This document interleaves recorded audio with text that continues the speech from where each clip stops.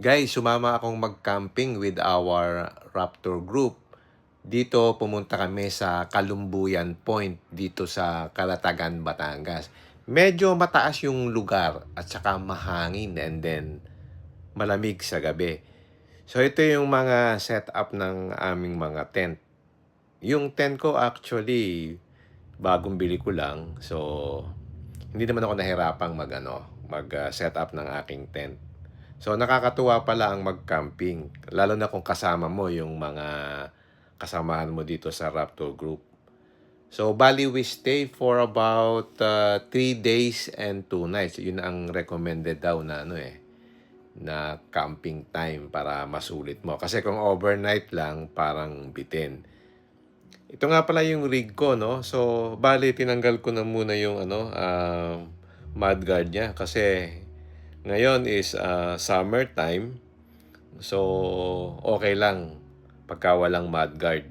Pero yung mga kasamahan ko dito, marami. Naka-mudguard din sila. Pero ako, tinanggal ko para, sa tingin ko, para mas maganda siyang tingnan. Ngayon, pagka tag-ulan na, saka ko ibabalik yung mudguard or mud flaps. So, yan ang itsura niya ngayon.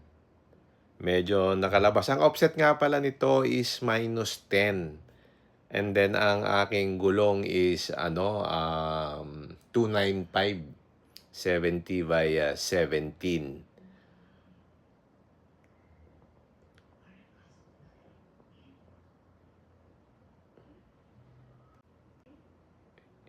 Ito yung mud terrain tires ng Nito Ridge Grappler, no? So, ang ganda ng performance. Makapit na makapit.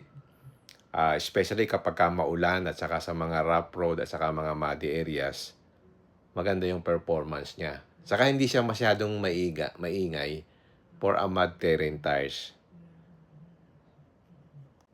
So, yan ang itsura niya. So, happy naman ako sa performance niya.